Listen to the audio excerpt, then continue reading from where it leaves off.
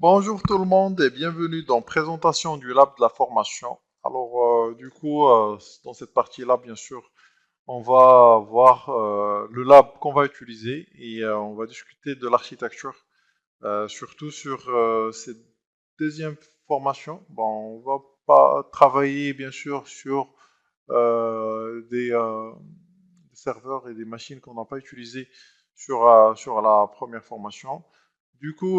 Sur le plan, on va voir le schéma du lab et bien sûr pour discuter de l'architecture qu'on va voir. C'est une architecture typique, plus ou moins sur la plupart des organisations. On va se baser sur cette architecture-là. On en va parler. On va en parler. Aussi de l'environnement du lab et ainsi sur les connectiques VMnet qu'on va utiliser tout au long de cette formation.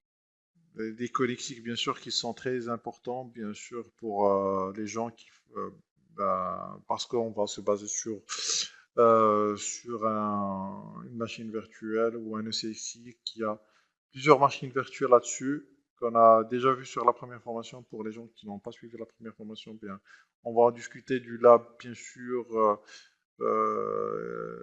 en détail. Et aussi, je vais vous montrer qu'est-ce que j'ai utilisé comme lab pour travailler cette formation. Pardon. Du coup, pour le lab, on va partir, bien sûr, pour les gens qui ont déjà fait la première formation de ce FortiGate Security, ben, ils connaissent très bien le lab. C'est juste, moi, j'ai retiré le routeur ici, ben, j'ai utilisé juste un seul routeur. Du coup, j'ai mis cinq interfaces sur le même routeur. Bon, commençons par cette partie-là. Alors, du coup, je vais prendre une VM, que je vais utiliser tout au long de mon lab. Alors, c'est une VM FortiGate. Vous pouvez vous approcher de votre revendeur FortiGate pour qu'il puisse demander à FortiGate bien sûr, une VM pour test, c'est possible. Bon, ils peuvent vous mettre ça à disposition avec une licence. Et c'est ce que j'ai utilisé. Et là, ben, vous avez toutes les fonctionnalités, sauf le cloud, je pense, que vous n'avez pas le droit là-dessus. Mais il y a toutes les fonctionnalités sur FortiGate qui sont dans la licence de test. Du coup, vous pouvez tout tester là-dessus. Et autre chose, c'est que les ASIC, bien sûr, vous pouvez pas les utiliser parce que vous savez très bien, vous avez besoin du boîtier pour utiliser ces fonctionnalités-là. Du coup, le headquarter qui est sur Londres, on aura le AD, ben, le DC, qui va être le point d'accès pour le FortiGate. Bon, à partir de ce serveur-là, je vais tout le temps faire la plupart des configurations et aussi faire les tests à partir de ça. Aussi, on aura un client sous Windows 2010, sous Windows 10. Ce client, bien sûr, on va faire les tests, les tunnels VPN et tout ça. On va essayer de travailler à partir de ce poste-là. Pour le web, on a déjà utilisé, ben, c'est le serveur web, on a déjà utilisé, on va l'utiliser une autre fois pour tout ce qui est site web. Bon, si on veut publier un site web vers l'extérieur, on a déjà utilisé sur la première formation et on aura la chance de l'utiliser tout au long de cette formation-là. Pour l'adressage, vous pouvez voir, c'est des adressages qui sont différents. Ben, chaque patte a une adresse différente. Aussi, ici, on a ajouté l'adresse 10.3.3.30 pour l'interface WAN 2 et ça sera le 10.3.3.250 pour la deuxième interface WAN sur le routeur. Du coup, ici pour le routeur, j'ai mis une patte pour sortir Internet. Les deux commandes, bien sûr, vous devez appliquer le NAT et le IP forward, pardon, pour pouvoir sortir vers Internet. Du coup, j'ai utilisé une machine Linux qui fait l'affaire d'un routeur et pour router juste Je dis juste les interfaces WAN pour qu'ils communiquent, pour donner une meilleure bon, vision comme quoi c'est du cloud ou c'est de l'Internet. Et bien sûr, une patte pour sortir Internet pour faire le test tout au long du lab. L'autre site, on aura Paris. Il y aura la machine FortiGate, bien sûr, sur l'autre site. Une VM aussi. Et bien sûr, l'adressage du WAN 2, ça sera le 10.4.4.40. Et sur l'interface, sur le routeur ou un routeur serveur Unix, ça sera le 10.4.4.250. Du coup, voilà, c'est la nouveauté par rapport à cette architecture, par rapport à la première architecture. Et aussi, bien sûr, l'AD qui va contenir plusieurs rôles, l'AD plus un client pour faire les tests et autres qu'on va voir sur le prochain slide, les fonctionnalités de tous ces équipements qu'on a là. Bon, voilà, alors c'était par rapport à l'architecture qu'on va utiliser tout au long de cette formation-là. Alors, sur le headquarter qui est Londres, le siège social ou la base, qui est sur Londres. Alors, le AD qu'on a vu, il y a l'autorité de certification là-dessus et aussi un AD là sur cette machine-là. Il y a le serveur web, bien sûr, j'ai pris une page de test euh, d'Alform pour faire simuler comme quoi il y a un test qui fonctionne pour un serveur qui est publié vers l'extérieur. Aussi, le client qu'on va utiliser pour faire les tests avec une machine Windows 10 là-dessus. Et bien sûr, le FortiGate qui sera la passerelle par défaut pour ces machines-là. Ainsi que, bien sûr, il a plusieurs DMZ pour avoir tout ce qui est Londres et web server là-dessus. Alors, pour Paris, on a deux machines ou deux équipements. C'est le AD et qui a pas mal de une autorité de certification en AD, webmail et aussi un client final là-dessus. Alors aussi pour le firewall, ça sera la gateway et bien sûr le firewall sur ce stage. Pour les connectiques, alors vaut mieux nommer les connectiques bien sûr, comme ça vous vous en trompez pas par rapport à ça. Alors nommer tout ce qui est VMnet au niveau de la création bien sûr, parce qu'après ça vous donne pas la main de changer. Du coup, il vaut mieux le nommer au niveau de la création, leur donner des noms. Comme ça donne du sens sur qu'est-ce que vous allez sur les réseaux. Ben, le VMnet, bien sûr, le LAN Londres qu'on a sur l'AD, bien sûr. Le user, c'est le poste de travail et le serveur web qu'on a publié pour publier. Tout ce qui est One Londres, One Paris et One 2, ben, ils seront sur le 4, 5, 7, 8. Et avec cette adresse 10.1.1, 10.2.2, 10.3.3 et 10.4.4.0, tous. Et aussi sur le siège qui est sur Paris, on aura, pardon, on aura un autre réseau pardon, qui est différent.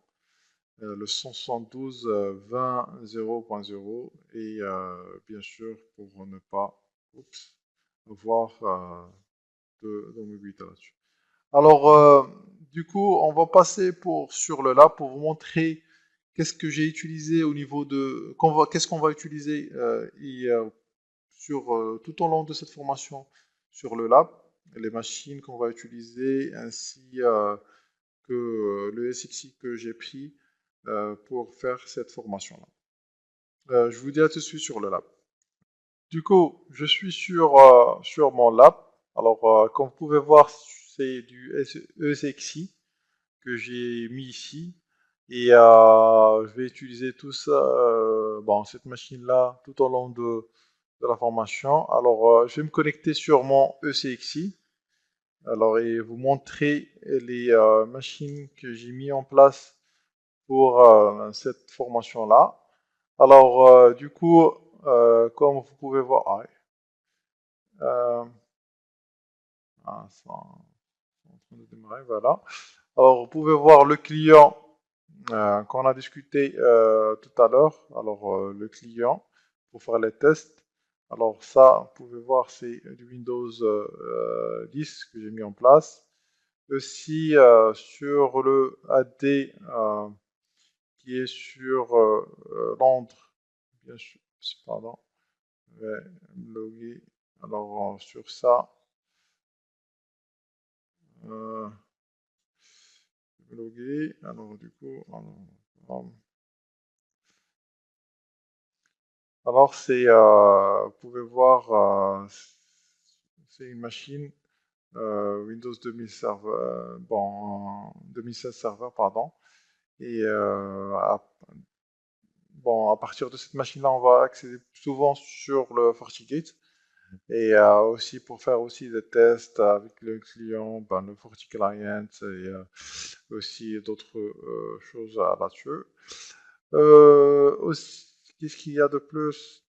Le DC2, ben, c'est la machine AD qui est sur Paris. Alors, j'ai dénommé DC2, Alpha Balan. Et le FortiGate, ça c'est les FortiGate. Bien sûr, on a vu toute l'installation tout au long de la première formation. Alors, ici,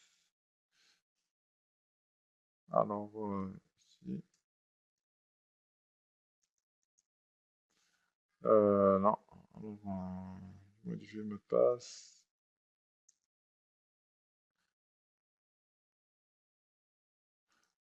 Bon, ça c'est, on va pas tarder sur ça parce qu'on a déjà vu sur la première formation.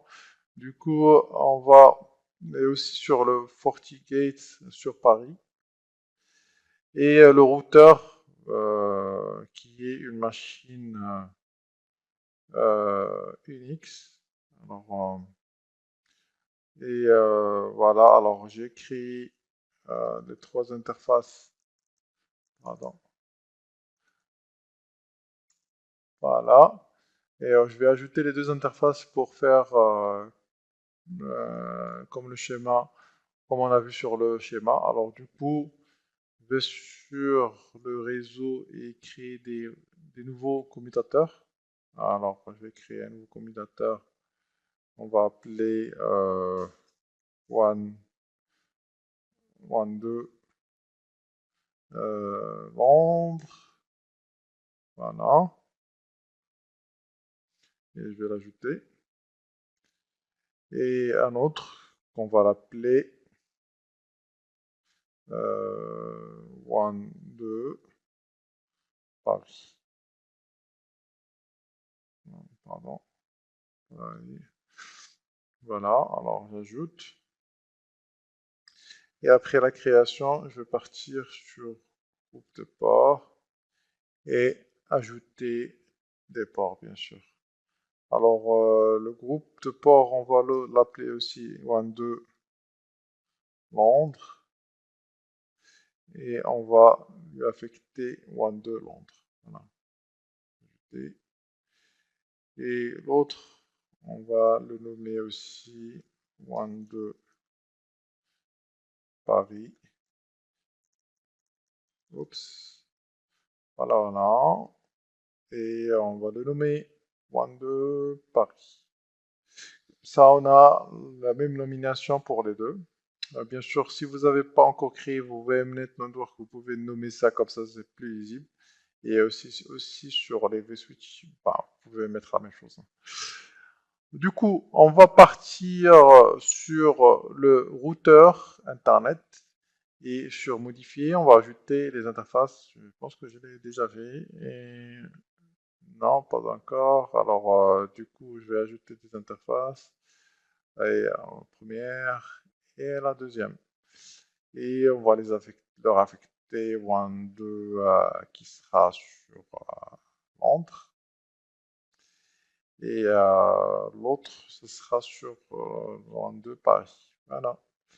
et j'enregistre. Bon, sur la machine, je pense qu'on doit redémarrer la machine pour qu'elle prenne en charge ça. Si ça ne prend pas en charge, je dois redémarrer ça. Alors,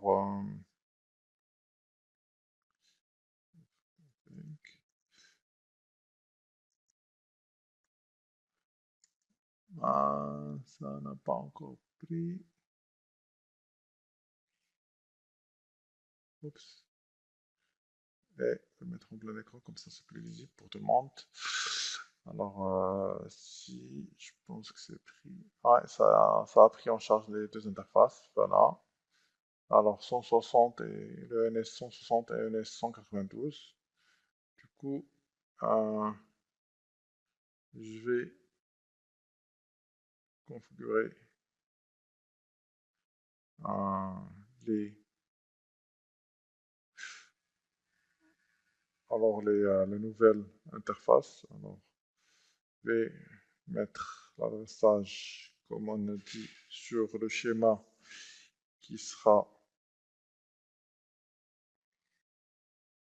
de 10.3.3. Alors, ajouter. Voilà. Alors, 10.3.3.250. Voilà. Oups. 250, voilà. Et le masque, ça sera 255. 3 fois 255, ouais, slash 24. 0. Voilà. C'est bon, on n'a pas besoin de ça. Et on enregistre.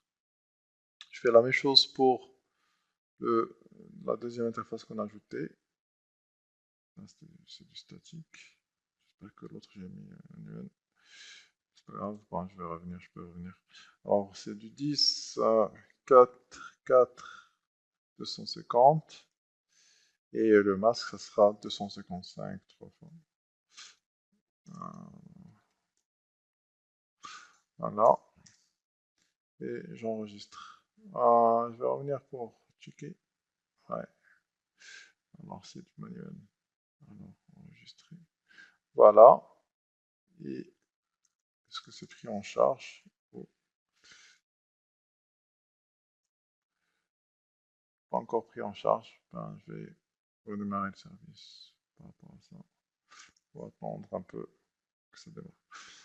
Alors, je vais redémarrer après le service et pour que ça prenne en charge les adresses IP. Du coup, sur aussi dans ces machines-là, bien sûr, vous pouvez voir que ça ne consomme pas trop. Alors, vous pouvez voir que il y a beaucoup de la CPU est à l'aise et tout.